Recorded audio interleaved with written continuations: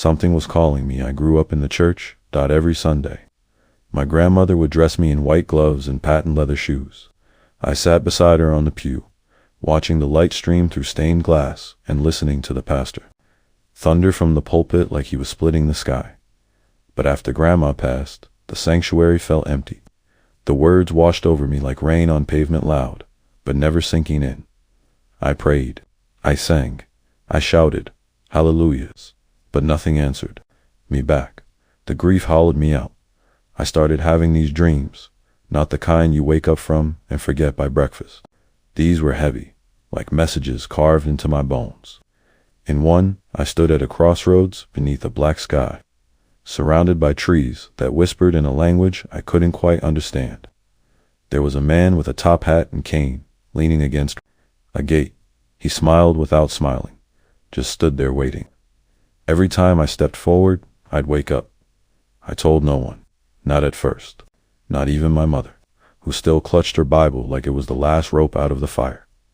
Then the symbols started showing up, drawn in chalk on sidewalks I passed, scratched into wood at the back of the bus stop. They looked like art at first, until I realized they matched what I'd seen in the dream. Crosses, stars, looping lines like snakes, dancing in circles. I didn't know what a Vevi was, not then, but my soul reacted like it had seen them before. Long before I started researching. Quietly, at night, after everyone else was asleep, and what I found shook something loose inside me. These signs weren't random. They were Kolsky's left, behind by people who looked like me but were told to forget.